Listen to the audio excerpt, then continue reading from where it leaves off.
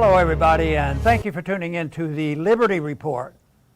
With us today is Daniel McAdams, our co-host. Daniel, good to see you today. Good morning, Dr. Paul. How are you this morning? Doing fine, Good. Thank you. Good. Ready to go to work. Go to work on Twitter. Spread the truth. Yeah. But first we have to discover it and understand it. Yeah. That's a job and a half. But we know what it should be, and we search for it. And right now we'll try to sort out a little bit. Let's start off with sorting out the First Amendment. Oh, we can't attack the first and understand totally the First Amendment. Yeah. I was just mentioning to you, it gets a little confusing. I see Jonathan Turley has written about it in a very academic way, and we hear the demagogues coming on. We have a response. The progressives have responded. You know, those champions of the First Amendment, Yeah. they're responding as well. I said, but you know, it's been easier for me to understand the First Amendment because I think of property. You know, the property of the individual, the property of your house, the property of your church, the property of your business establishment. And the problem is that property is very much distorted. We don't have socialism, but we have a type of corporatism and leaning toward fascism, and it's gotten much worse with social media. And that's one of the reasons why libertarians have struggled over the social media. Well, they're private companies. Let them do what they want. Let them say what they want. But it isn't quite so simple. And if you think about it in terms of property, nobody for a minute, I hope, wouldn't think that you have under the First Amendment to walk into a church or synagogue and just say, okay, this is what I say you would do there, and just take over. They'd be arrested. Yeah. And but I think I just don't see that very often, and that helps me. Maybe it'll help somebody else if they think it's a property issue, and when it's your property, and as long as you're not doing the harm to other people, that you can have your freedom to speak out. But this whole thing that you know, speaking out. You know, the founders really understood that you could be pretty nasty and pretty strong against your opponents. They were pretty good at that. But it's when things are done in order for it to become libelous or slander, it's done on purpose to hurt people. So that makes it more difficult. But right now what we're thinking, because libertarians have really struggled with how do you rein in the social media at the same time not violating the principles of the First Amendment. And I think that the problem really is it's too confusing to understand. Now, of course, most people who care about freedom of expression and not having some unusual government entity, the corporations that are owned by the government, are the monitors. They can cancel you and undermine all your freedom of speech. And this is what has happened, and people feel very frustrated about it. But, of course, Twitter is in the news, and maybe Musk will solve all our problems. And I know he's very interested in his own property, so maybe if we get his property defined the First Amendment, that'll happen.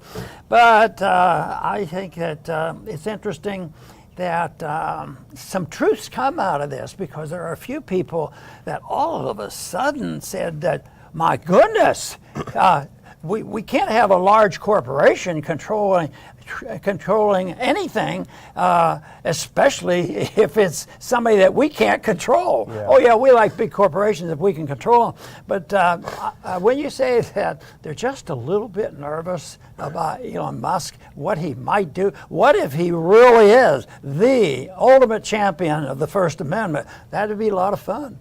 Yeah, it's really interesting because it's really exposed the hypocrisy among a large percentage of the progressives and the left. Not all, thankfully, because there are some good ones still on our side.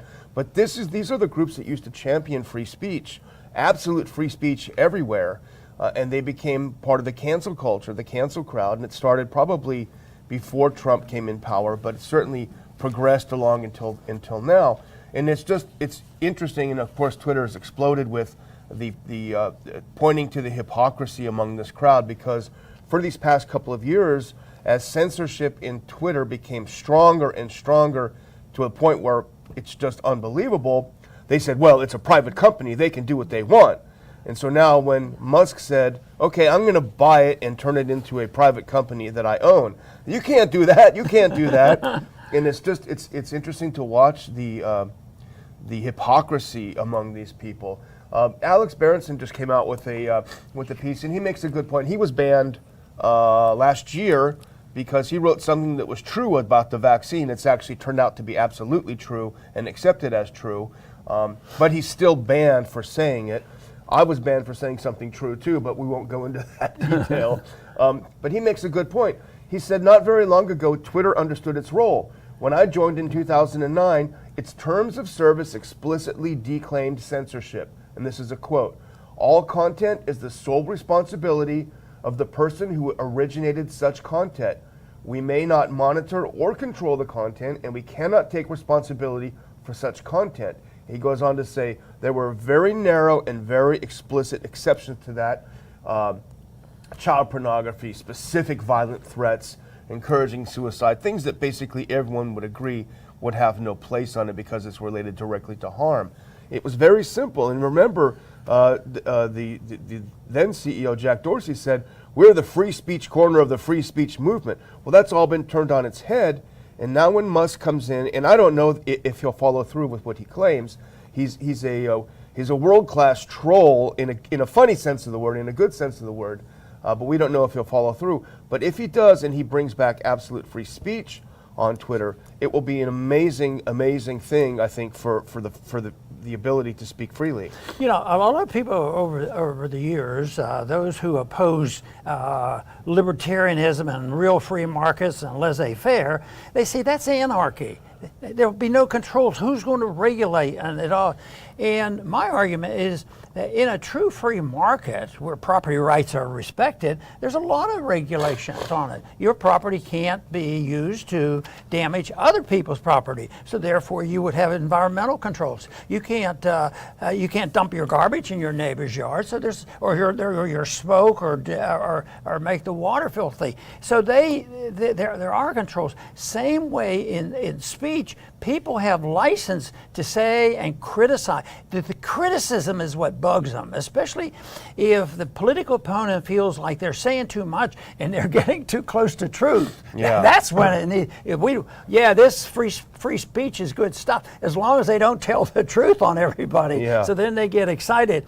But then, no, for speech, the way you regulate it without a government preemptive approval of everything we do is the fact that you can't damage people's character deliberately, and that is slander. That isn't like you criticize somebody and say, that's a stupid policy you're doing. Yeah. You're allowed to do that. But when it's real slanderous and there are definitions and they're precise, same way when it's in writing, it's libelous. You can identify this. But then the lines can be pretty well drawn between that type of injury compared to expressing your opinion. The expression of opinion and scientific knowledge, like what happened in COVID. Yeah. I mean, that has turned out to be such an outrage, and now they're turning us on the head that we want to get rid of all the misinformation. Just think of those bad people that were telling the truth about COVID, and now we have to get rid of it because we are the protector of freedom of speech. Hypocrites, that's a mild term for what they're doing. Yeah, and you talk about their reaction of, oh my gosh, what are we going to do when there's no rules? We have a great clip of Brian Stetler. He's the guy on CNN. He's kind of the poster child for this totalitarian left. Let's play 30 seconds of this clip. Here he is on CNN yesterday, really getting paranoid about the potential of Twitter becoming a free speech platform. Look, who knows? I think that's an example of a broader question for Twitter, which is, if you get invited to something where there are no rules, where there is total freedom for everybody, do you actually want to go to that party? Or are you going to decide to stay home? And that's a question for Twitter users. Some Twitter users might love the idea that there's going to be absolutely no moderation and no rules at all. Others might not want to be anywhere near that. Am I crazy, Matt? No, you're right. Everything And that's what wrong happens? with Stetler. Sounds like he listened to what I was saying. I mean, what kind of parties does he get invited to? Have you ever received an invitation to a party, Dr. Paul, where they tell you the rules before you go? All right, listen up. You know, maybe Fauci's parties, but this, I mean, it's just incredible to hear this guy's rationale. But he's not alone. In fact, let's do the next clip really quick too, because the White House is also worried. They ask him, well, if Elon buys Twitter, are you going to still work with them and fight misinformation? And this is Jen Psaki, if we can put that second 30-second clip up of Jen going on. The Surgeon General has said that misinformation about COVID amounts to a public health crisis. Yeah. I'm wondering, regardless of ownership, would the White House be interested in working with Twitter like it has in the past to continue to combat this kind of misinformation? Or are we in a different part of the pandemic where that kind of partnership is no longer necessary? Well, I think we engage regularly with all social media platforms about steps that can be taken. That has continued, and I'm sure it will continue. But there are also reforms that we think protect Congress us could from take, misinformation. and we.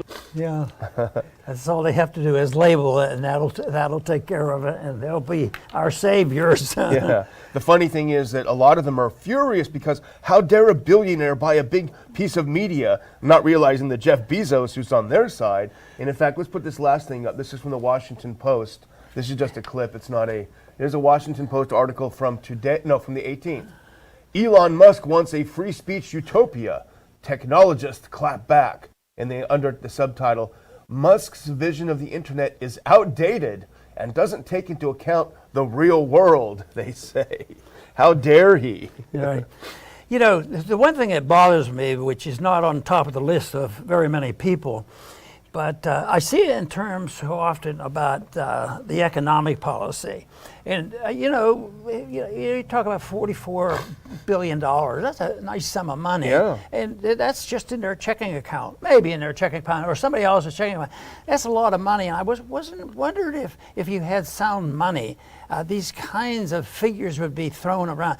You know, and one of the characteristics of having bad money is that capital doesn't come from savings and work. So none of this comes from a credit system that is in a way fraudulent and that it penalizes a lot of people. That isn't to suggest that the people who use it, they don't have any other choices but to use it, and if they're smart enough to use it and make investment, that's one thing. But it's a distortion. The people make mistakes because they don't have a unit of account and they don't have the interest rates to guide them, and therefore I think this contributes to some of the distortions that the progressives might legitimately have a complaint about, but not because they understand sound money. It's just because what they understand is power, and they don't want anybody getting the truth out that might whittle away at their power. Yeah. Well, here's a new low, and I sent this to you yesterday. If you can put on that, it's that tweet. It's the Reuters tweet.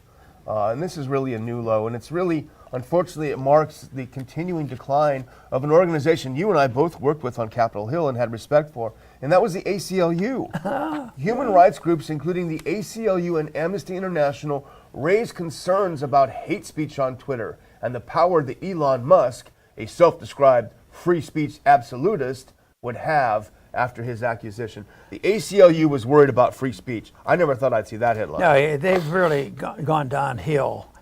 Because I can remember them, they were well known for picking some of the toughest controversial cases and defending them, making a point. And we had some good friends in the ACLU. There was one ACLU leader in Texas that would come to my defense, on some of these issues. But I don't think that happens anymore. What a shame. It is a shame. So, well, let's hope that if Elon does it, that he follows up and he restores the people who have been canceled. I wouldn't mind being restored myself. And if he doesn't behave, I'm going to the bank and ask for a loan. That's right. I'm going to buy him out. I'm going to buy him out, yeah. He could buy our show for a couple of billion. But just remember, ideas are more powerful than armies and telling lies. That's right. Well, speaking of armies and telling lies, let's put up the next clip. This is from Responsible Statecraft. They have a piece out, I think, via antiwar.com. Philip Breedlove, I haven't seen him in a while. He's come back out of the shadows, Dr. Paul. Former U.S. NATO commander, wants to put troops on the ground in Ukraine. Now, I always thought he was pretty crazed, and I always thought he was kind of a Dr. Strangelove type. But this really, I think, goes beyond.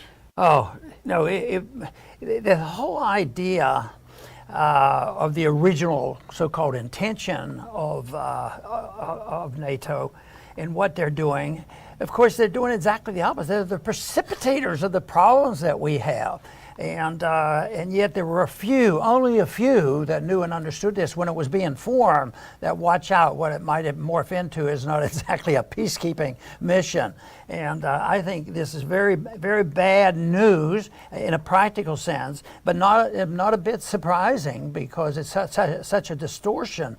You know, I've said it so many times that I was disappointed about the ultimate conclusion of the end of the Cold War, because it was such a tremendous opportunity for us.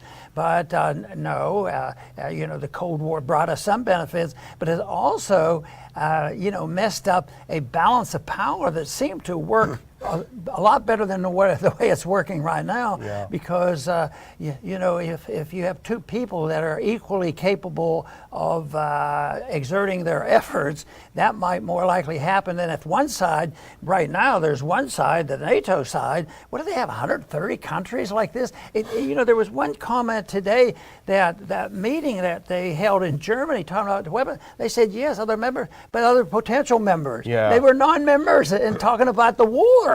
So it's almost automatic. And I think, and then they're arguing about the details of exactly when they're going to come and defend a country that's not a true member. Well, we're already involved in so much of that stuff.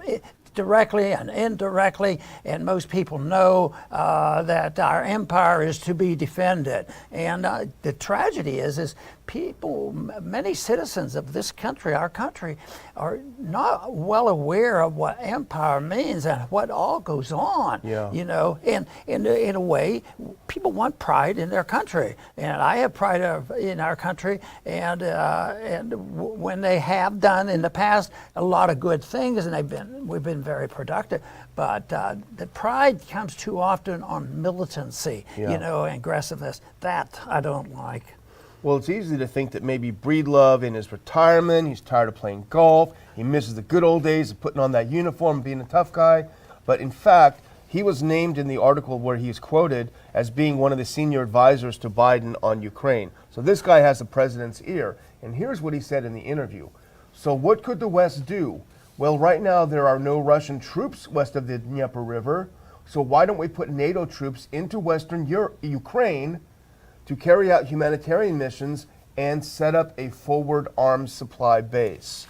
He wants a NATO invasion of Western Ukraine to set up a military base. We know already that Russia has several times sent missiles into Western Ukraine, into Lvov, to knock out arms depots that the West is sending. There's no indication that they would. In fact, they have said, we consider any arms being shipped in here to Ukraine to be a legitimate military target. That would mean this base that Breedlove wants would be considered a legitimate military target, i.e. what he's calling for literally is World War III. You know, there are a lot of motives behind both sides on why they must do it and why they are on the moral high ground of doing this. But when they go and talk to their citizens back at home, it's always for national defense and security, and our government, usually it's protection of our Constitution and our liberties and democracy.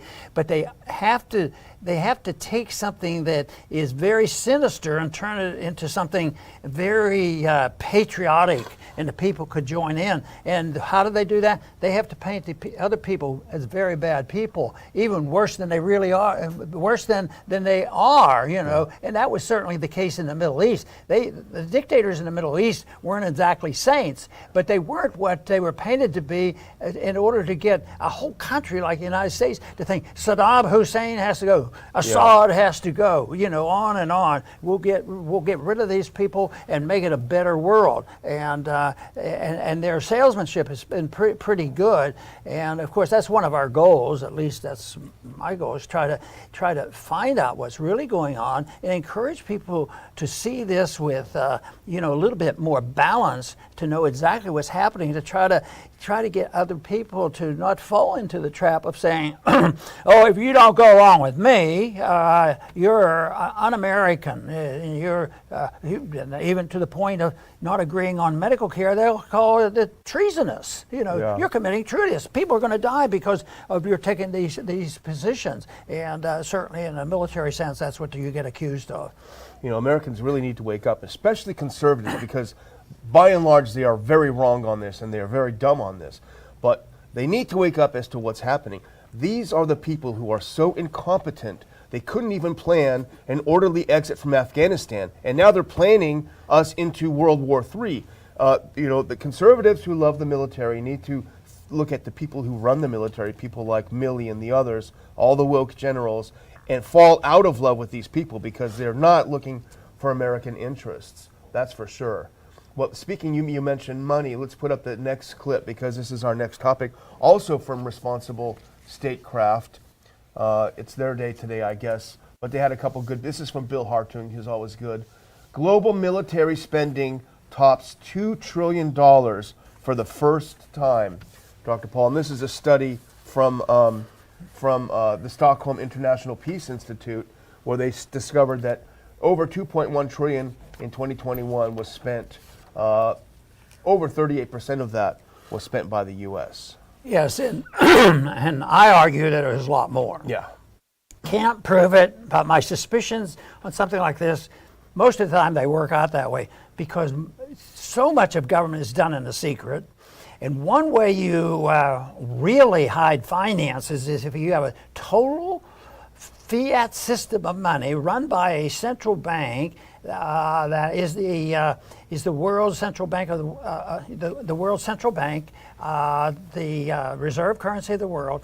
They can do almost anything they want because they can issue trillions of dollars. On the books here in the last 3 years, we've issued $6 trillion in doing all the bailouts and everything. But there's a lot more. They issue loans and all. So I think when another country comes forward, Germany comes forward and say, yes, we're going to use our own weapons. Oh, that's a charge off to the Germans. But did the German people pay for this? Yeah. I mean, we have bases over there, and we finance them. So if they use them, we're going to send them their newer weapons. Yeah. And it goes on and on. So I would say that it's safe to say it's a lot more than 800 billion. And this is a big, of course, we mentioned it being big business, and the arms manufacturers have benefited by this for years and years. But the money is involved, but you have to keep that, badgering away, and the propaganda has to be strong, and keep the people off balance and say, well, you have to do it. If you don't, you're un-American. Yeah. Well, it's a good piece. My beef with it, as with a lot of the responsible statecraft types of people, he says, meanwhile, Russia's invasion of Ukraine clearly calls for a response. The argument would be, unless that response is non-interventionism, I don't think it calls for a response. That's not responsible in any way, shape, or form. But you mentioned Germany, and you mentioned Germany's role in this, and that's the next thing we're going to take, because basically our theme of the second part of the show is escalation, escalation, escalation. Let's put on this next one, that one from Zero Hedge. And this is an interesting one. You sent it over to me this morning. But the German Chancellor Olaf Scholz, he's from the Social Democrat Party, and he's been resisting the pressure from the right, from the CDU and CSU. Hey, we need to start sending heavy weapons. And Scholz correctly said, if we do this, it's going to lead to World War III. Well, I guess the political pressure got to him. I guess he likes his job more than he likes Western civilization to not be charbroiled, because he changed his mind and said, in a major reversal after warning of nuclear war, Germany approves tanks for Ukraine. Right. Well, I want to read this little quote here on him before he changed his mind. Yeah. And, if it is true, and I happen to think that it is, that people who just casually look at politics would like it get a straight answer, and at least if you're elected to office under a campaign slogan and promises, you're supposed to follow them. And if you take an oath of office, you're supposed to do that. I still think there's a lot of respect for that in the country. But here's an example of doing the opposite. This is when Scholz, the chancellor, said, published only last Friday. He said, we need to do everything to avoid a direct military confrontation between NATO and a heavily armed superpower such as Russia, a nuclear power. The chancellor said at the time, I will do everything to avoid an escalation that could lead to World War III. There can be no nuclear war. And all of a sudden, he changed his mind. Yeah. What do they do? Is his arms in a sling? Yeah. Did they break his Yeah. arm or something? Yeah. Well, anyway, they've capitulated. NATO is powerful. They have a lot of members, so everybody has to go along with it. And the people, of course, if they know the truth, they won't go along with it. And it took a while for people to finally figure out the truth about Vietnam. It took a long time, a couple years at least, to get the people to understand that maybe lockdown efforts was a bit excessive. Yeah. Well, I think the award for the most insane politician in the West goes to, he's a member of Parliament, he's the head of the Armed Forces Committee in the British Parliament. Let's put this next one up. James Heapey. Here's the headline. You and I, neither of us believe this. We both separately went to look it up. For sure he was misquoted. Minister backs Ukraine carrying out Russia strikes with British weapons. James Heapey says it's completely legitimate for Kiev to identify targets in Russia to attack with British weapons. Let's look at here next. And here is that quote. He was asked about it. If we can look at the next clip, please.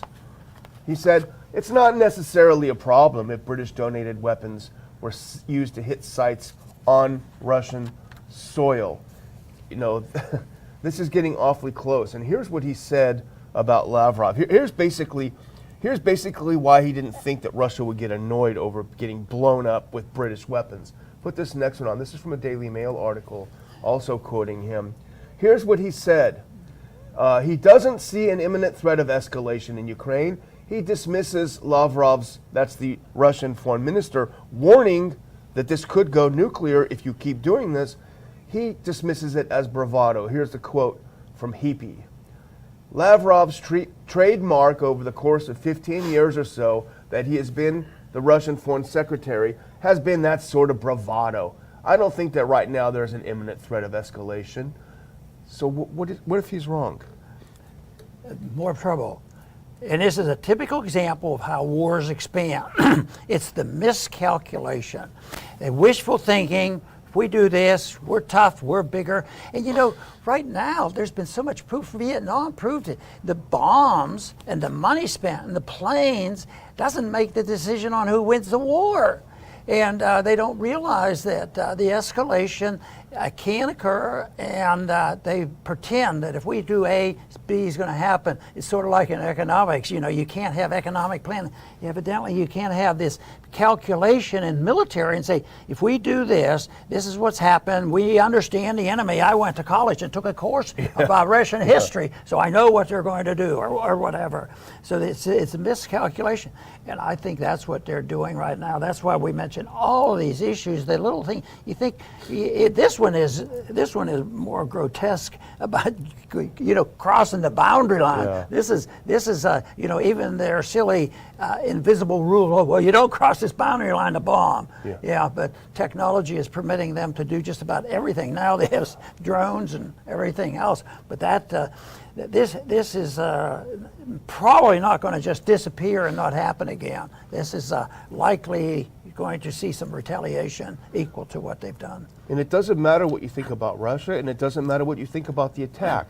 The real question that is not answered or asked even in the media, is it worth going to World War III over Ukraine? As Ted Carpenter, our friend at Cato, wrote in an article today that we republished, Ukraine is the second most corrupt country in all of Europe, and it's extremely oppressive. It's an authoritarian country where the opposition parties are banned, the media is tightly controlled. Is this really the country we want to go to World War III for?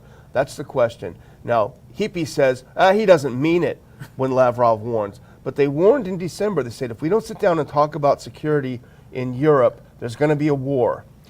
We said, no, we don't want to talk about it, just go take a hike. And there was a war. They said, if you send weapons into Ukraine, we will attack them. He said, no, you won't. They sent him in, and Russia attacked them. Now they say if you keep doing it and you keep escalating, it's going to lead to nuclear war. And we say, oh, no, it's not. We don't believe you. How many times do they have to bumble on into this until something really bad happens? You know, it just, again, measuring the benefits and disadvantages of pretending you know everything if you have a lot of money and a lot of bombs. But people do compare. If we happen to spend 12 times more than Russia spends on weaponry, and yet we're out there threatening, oh, they're going to attack us, they're going to attack us. But they may, and that's the other thing that a lot of times they don't understand is having the benefit of the home front. People will defend their land, and no matter what their politics are, people don't like invaders coming in. And because I was so close to it, not that I went to Vietnam, in that decade of understanding that, of all the bombing and the killing went on, and we walked out. Yeah. And the other lesson I've learned about that whole mess, I think is a fantastic message, is all that effort to stop, we were going to stop the domino effect, stop communism in its tracks, and yet we left, and we gave up on them, we left them alone, and guess what? They became more westernized, and all of a sudden they started doing business with us. Our business people were traveling over there. All of that in the midst of peace. Yeah. And it's just a little bit, but it's a big deal for me compared to going and looking for a fight like this. On our side now saying, oh, it's okay, drop a few bombs on Russia. Yeah, I understand they have a nuke here and there. I think they have more than everybody else, you know, but they're not going to use them. They won't. So bad advice. Bad advice. Well, I'm just going to close by thanking our viewers for watching the program. Please hit like. Like helps the algorithm, and it gets us out and about more on YouTube. Make a comment. That also helps some more interactivity. We want to obviously try to grow the show, and we appreciate the part that you play in helping us do that. Also, go to ronpaulinstitute.org and have a look there on the upper right. You'll see a link to our information about our conference in Houston on June 4th. We'd love to see you there as well. Dr. Paul? Very good. I'm going to bring the subject up again about Vietnam, because after that war ended, there was this thing that United States was humbled, and there was a Vietnam syndrome.